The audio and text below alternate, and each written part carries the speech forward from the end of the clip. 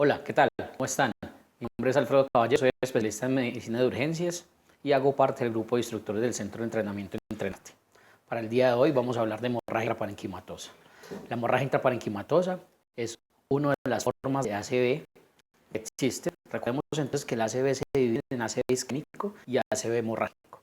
El ACV hemorrágico tiene dos subformas. Una, la hemorragia intraparenquimatosa, y dos, la hemorragia subaracnoidea. Estos tres temas serán tratados en nuestro curso de urgencias neurológicas virtuales, es decir, el ACV isquémico, la hemorragia intraparenquimatosa y la hemorragia subaracnoidea. En cuanto a la hemorragia intraparenquimatosa, es muy importante conocer que responde más o menos por el 15 al 20% de los ACVs, tiene una alta morbimortalidad, llegando a alcanzar una mortalidad del 40% en el primer mes y lastimosamente solo el 20% de los pacientes logran independencia funcional a los 3 meses luego del evento. Las medidas terapéuticas que implementamos durante el abordaje inicial logran impactar muy poco en la morbimortalidad del paciente. Sin embargo, es muy importante tener ciertos conocimientos claros al respecto del tema. Entonces, ¿cuáles son esos conocimientos claros que debemos tener? ¿Qué debemos saber de hemorragia intraparenquimatosa? Les propongo entonces centrarnos en tres aspectos. Uno, etiología y factores de riesgo. Dos, diagnóstico clínico e imaginológico. Y tres, principios de tratamiento. Estos tres tópicos los vamos a tratar durante los siguientes minutos. Iniciemos entonces con los factores de riesgo y la etiología. Dentro de los factores de riesgo para una hemorragia intraparenquimatosa, el principal factor de riesgo es el consumo de anticoagulantes. Este aspecto aumenta en 7 el riesgo de sufrir una hemorragia intraparenquimatosa. El siguiente factor de riesgo en importancia es la hipertensión arterial. Se dice que la presencia de presión arterial sistólica por encima de 160 aumenta en 5 el riesgo de sufrir una hemorragia intraparenquimatosa. Otros factores de riesgo descritos en la literatura son la angiopatía amiloide, que es una enfermedad de depósito de las arteriolas de mediano y pequeño calibre, y el consumo de sustancias psicoactivas como el alcohol, el tabaquismo y la cocaína. La etiología de la hemorragia intraparenquimatosa se divide clásicamente en primaria y secundaria. La primaria es aquella asociada a presencia de hipertensión arterial. Estos pacientes clásicamente son de mayor edad, más de 60 años, antecedente de hipertensión arterial y fisiopatológicamente se correlaciona con la presencia del aneurisma de Burchard-Charcot, el cual es el aneurisma que se desarrolla secundario a la hipertensión arterial. La localización del sangrado es principalmente gangliobasal en las imágenes diagnósticas. Por otro lado, todo origen que no sea asociado a la hipertensión arterial es clasificado como origen secundario. Dentro del origen secundario, el principal origen son las malformaciones arteriovenosas. Uno podría sospechar si el origen primario o secundario según ciertas características. Por ejemplo, la edad, el origen secundario es más frecuente en pacientes más jóvenes, la ausencia de antecedentes de hipertensión arterial es más frecuente en el origen secundario, el sitio de sangrado que en el origen secundario no es gangliobasal sino más cortical, y el sexo es mucho más frecuente en mujeres el origen secundario. Otros orígenes descritos de la hemorragia intraparenquimatosa en la literatura son las fístulas arteriovenosas, las hemorragias intraparenquimatosas secundarias a ACV isquémico con transformación hemorrágica. Otros orígenes secundarios descritos en la literatura son la angiopatía amiloide, los tumores, los ACV isquémicos con transformación hemorrágica, las vasculitis y la trombosis de senos venosos. Así que este es el primer aspecto que debe quedar claro, factores de riesgo y etiología. El segundo aspecto que quiero mencionar en esta charla de hemorragia intraparenquimatosa es el diagnóstico clínico e imaginológico. En cuanto a la clínica, la presencia de hemorragia intraparenquimatosa debe sospecharse en todo paciente que consulte al servicio de urgencias por un déficit neurovascular súbito. Es claro en este punto mencionar que no existe clínicamente ninguna manifestación que nos diferencie con 100% de certeza un ACV hemorrágico de cualquier otro diagnóstico diferencial, por ejemplo, el ACV isquémico. Así que entonces, todo paciente que se presente con déficit neurológico súbito debe considerarse una hemorragia intraparenquimatosa. Característicamente, estos pacientes con hemorragia intraparenquimatosa en el sistema nervioso central tienen un deterioro rápido. Cerca del 40 al 50% de los pacientes se deterioran las 3-4 horas siguientes al episodio, llegando a requerir intubación urotraqueal por pérdida de los reflejos protectores de la vía aérea. Otros síntomas descritos en esta patología son la cefalea, las náuseas, el vómito, episodios convulsivos y al examen físico, además del déficit neurológico, podríamos encontrar cifras elevadas de presión arterial. En cuanto a las manifestaciones o al diagnóstico imaginológico, el método de diagnóstico ideal es la tomografía simple de cráneo. Este método diagnóstico es ampliamente disponible y rápido en la mayoría de centros de alta complejidad. Cuando nos enfrentamos a una tomografía simple de cráneo en un paciente con un déficit neurovascular y sospechamos que tiene una hemorragia intraparenquimatosa, nos enfrentamos entonces a 3 objetivos cuando interpretamos esta tomografía. Uno, y es el más importante, evaluar la presencia de un área hiperdensa que se correlaciona con sangre dentro del cerebro. Recuerden que puede ser gangliobasal en la mayoría de los casos de origen primario. Ese sería el primer objetivo, hacer el diagnóstico. El segundo objetivo es evaluar signos que nos ayuden a predecir un resangrado temprano o un aumento temprano del hematoma. El primer signo de estos descritos en la literatura es el signo del remolino. Como ven en la diapositiva, son áreas hipodensas dentro del área hiperdensa que se correlacionan con sangrado activo. El otro signo descrito en la literatura como aumento o que ayuda a predecir el resangrado es el signo de los bordes irregulares del área del hematoma. Estos dos entonces ayudan a predecir si va a haber o no resangrado temprano. Un signo clásicamente descrito en la literatura es el spot. El signo del spot requiere una tomografía contrastada. Lo que vamos a buscar es la pérdida aguda del contraste en las dos fases, tanto en la fase simple como en la fase contrastada, y se correlaciona con una pérdida aguda del medio de contraste dentro del hematoma. En aquellos casos en donde tengamos dudas diagnósticas y si el origen fue primario o secundario, algunas ayudas diagnósticas contrastadas como la angiotomografía o la resonancia de cerebro podrían ayudar a dilucidar el origen de sangrado. El tercer objetivo es el cálculo del volumen del hematoma. El cálculo del volumen del hematoma es un aspecto importante porque es uno de los criterios a considerar dentro del manejo quirúrgico. Esto, cuando uno lo lee en los artículos, puede que no lo entienda fácilmente. Voy a tratar de explicárselos de la mejor manera. Para eso entonces necesitamos la tomografía simple de cráneo, 2 cortes, el corte axial y el corte coronal.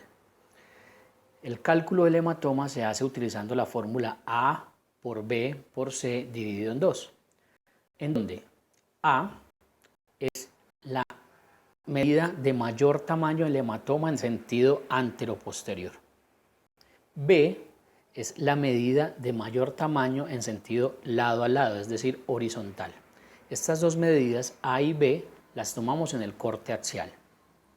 Y la medida C la tomamos en el corte coronal, es decir, en el corte que nos muestra el tamaño del hematoma en sentido vertical, el sitio de mayor tamaño. Tenemos entonces A por B por C. Esto lo dividimos en 2. Como muestra de diapositiva hay un ejemplo del cálculo del tamaño del hematoma y este número se expresa en mililitros. Hemos entonces revisado los 2 primeros aspectos que les planteé al principio de la charla. Nos centraremos ahora en el tercer aspecto, que es los principios de tratamiento. Para esto entonces tenemos en cuenta que dentro de este tratamiento, dentro del abordaje inicial de este paciente, tenemos 3 objetivos en el tratamiento. 1, que es controlar las cifras de presión arterial. 2, que es definir si mi paciente requiere o no inicio de terapia de reversión de anticoagulación. Y 3, definir si mi paciente requiere o no manejo quirúrgico. Iniciamos entonces con el primer aspecto. ¿Para qué controlamos las cifras de presión arterial? Esto es una discusión académica muy interesante en la literatura. Algunos autores apoyan el control estricto de la presión arterial basado en el principio de que si yo disminuyo la presión arterial, disminuyo la presión arterial media y por lo tanto el flujo sanguíneo cerebral y por lo tanto la cantidad de sangrado que se pierde agudamente en el sitio de la lesión. Sin embargo, la contraparte describe que la disminución del flujo sanguíneo cerebral podría producir hipoperfusión del área periférica al sitio de sangrado. Esta teoría académica se ha intentado dilucidar en varios estudios, algunos de esos conocidos como Literal y Latach 1 y 2, y en donde se ha intentado demostrar o comparar si el control de la presión estricta, la presión arterial versus el control liberal de la misma, impacta o no en los resultados de mortalidad y funcionalidad del paciente. La conclusión al respecto, el objetivo no es hacer una discusión epidemiológica de estos estudios, pero la conclusión al respecto es que nuestra meta de presión arterial en las primeras horas del paciente con hemorragia intraparenquimatosa debe ser una presión arterial sistólica entre 140 y 180 milímetros de mercurio. ¿Cómo hacemos entonces el control? ¿Cómo logramos el control de la presión arterial en un paciente que llegue por encima de estas cifras? Los medicamentos recomendados en nuestro medio serían el labetalol y el nitroprusiato de sodio. El labetalol es un medicamento que viene en ampollas de 100 miligramos en 20 mililitros.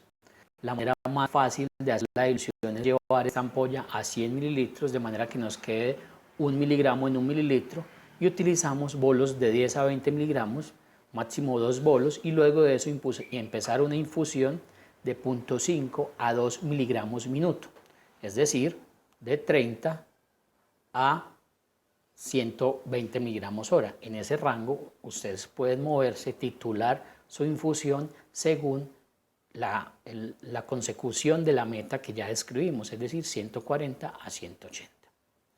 Otra manera de hacerlo es el nitroprusiato de sodio, y para eso les coloco un ejemplo en la diapositiva.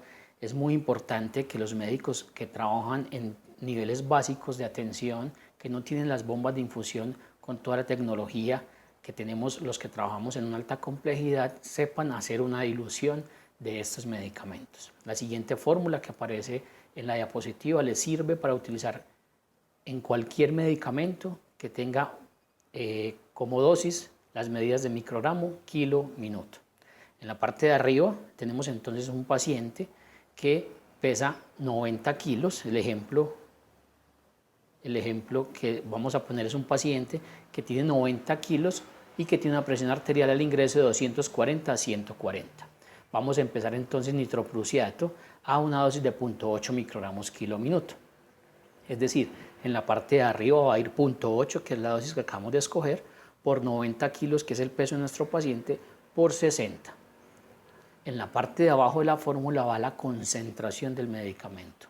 Y esta concentración, doctores, va a depender de la presentación de la ampolla y en cuánto volumen voy a diluir esa ampolla, para lograr sacar la concentración de microgramos por mililitro.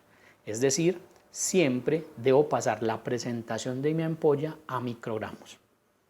Para efectos del ejemplo, 50 miligramos de nitroprusiato son 50.000 microgramos. 50.000 microgramos que voy a dividir entonces en 250 como volumen, como protocolo en mi institución, pero eso podrían ser 100, 500 o el volumen que ustedes deciden.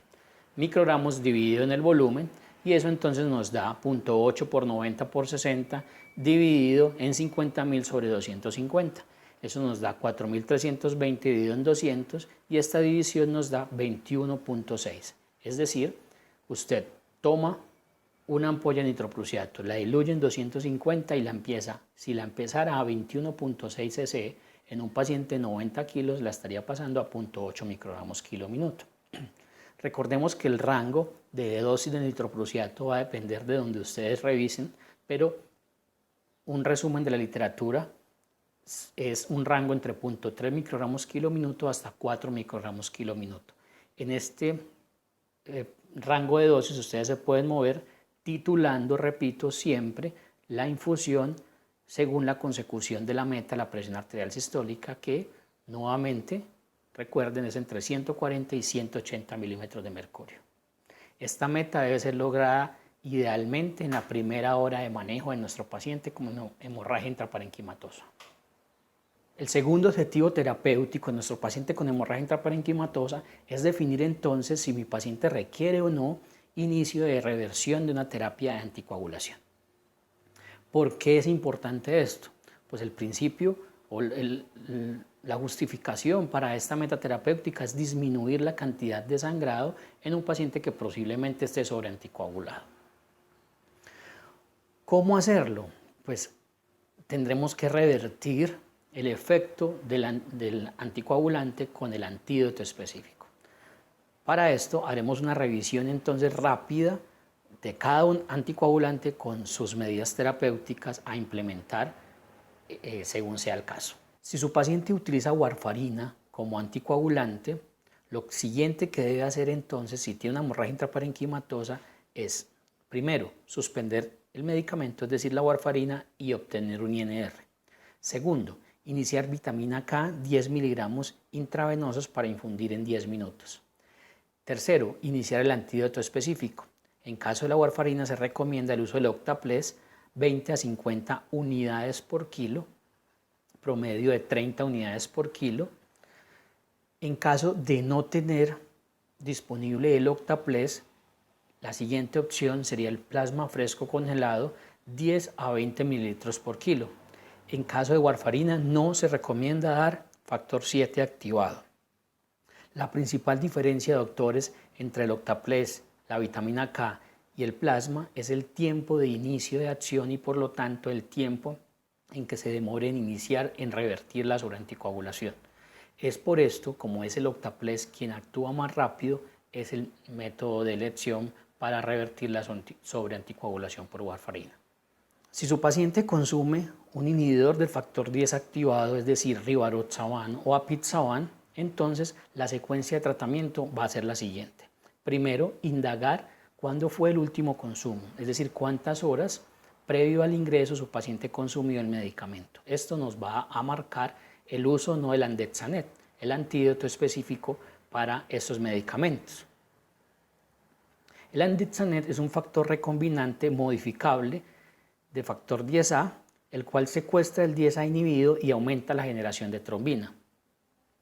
La dosis, entonces, como les contaba, va a depender si lleva menos o más de 7 horas. Si lleva menos de 7 horas el consumo, la dosis va a ser el doble de la que describe la diapositiva.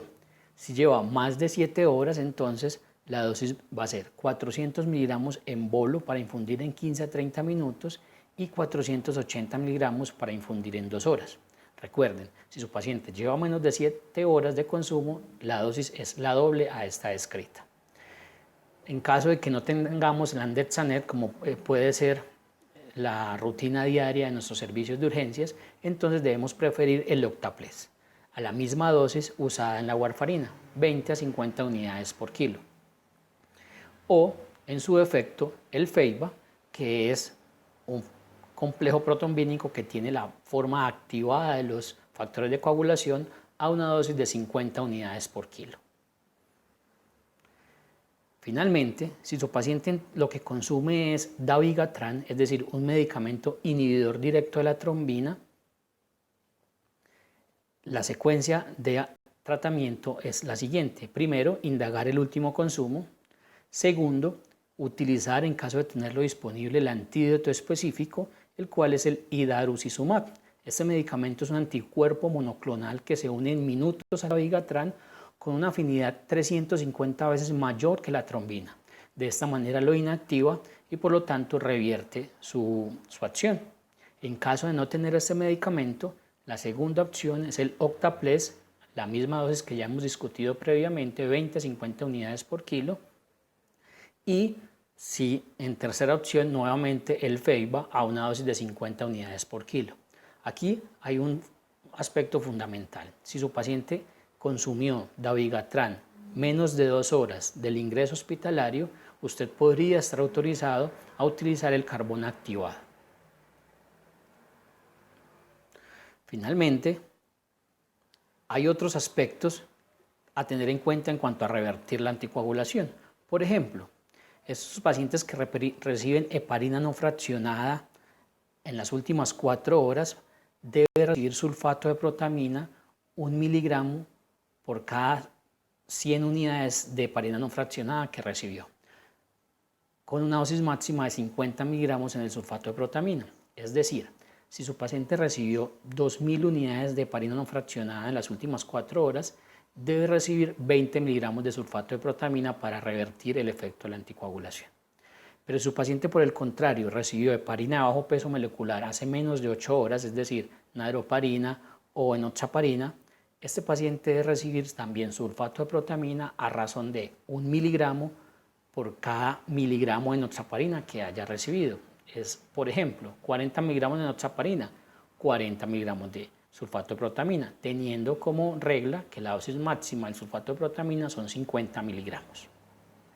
Y finalmente, en cuanto al uso de la reversión de la anticoagulación, la literatura menciona también el uso de plaquetas en pacientes que utilizan antiagregación.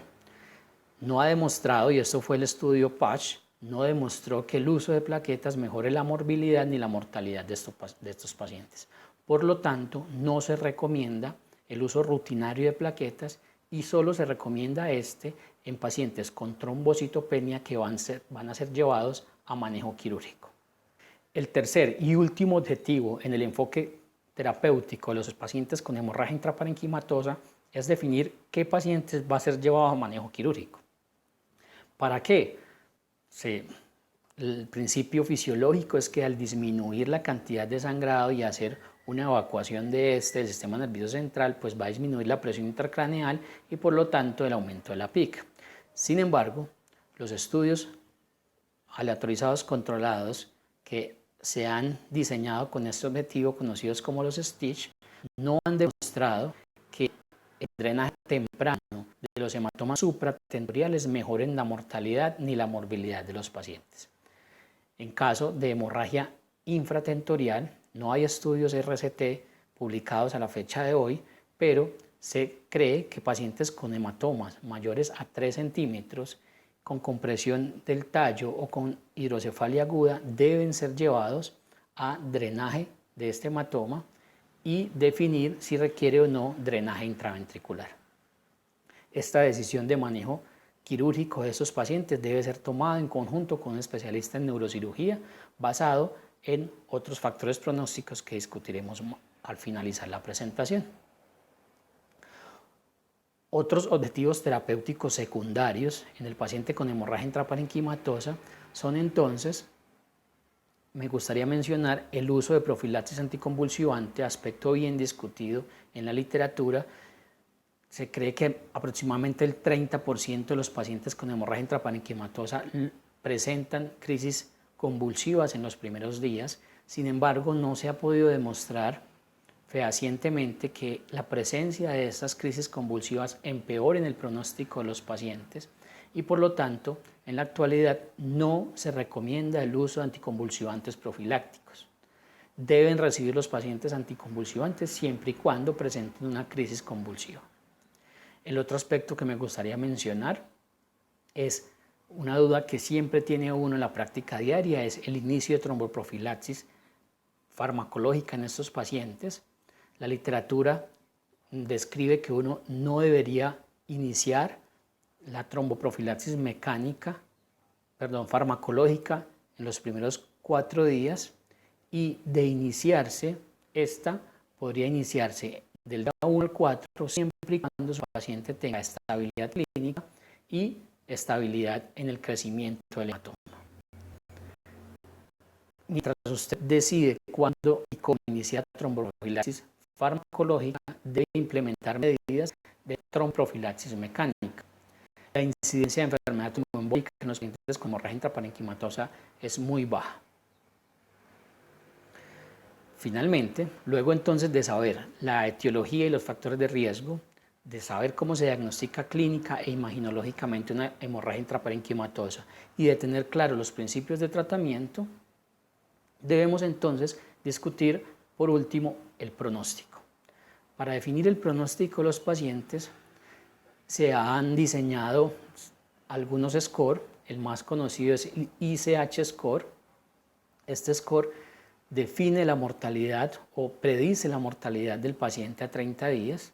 Tiene algunos, los indicadores que incluye son los siguientes: la escala de coma de Glasgow, el volumen del hematoma, la edad, la presencia no de sangrado intraventricular, la presencia no de sangrado infratentorial. Esto este puntaje se suma dando un rango de 0 a 6. El puntaje con 3 puntos te dice una mortalidad de 70% a 30 días. Obviamente, entre mayor sea el puntaje, pues mayor va a ser el pronóstico o la mortalidad de este paciente. Un aspecto que olvidaba mencionar en el tratamiento, porque siempre es una duda que aparece cuando uno describe este tema, es el uso de factor 7 activado. Los estudios con factor 7 activado no han demostrado que su uso impacte en la morbimortalidad del paciente, y un medicamento quizás de uso más común es el ácido tranexámico. El estudio TEACH-2 no logró demostrar que la disminución del tamaño asociado al uso del ácido tranexámico logre impactar el pronóstico vital y funcional del paciente. Así que a manera de conclusión, entonces, tenemos que la hemorragia intraparenquimatosa es una forma de ACV hemorrágico, tiene una alta morbimortalidad.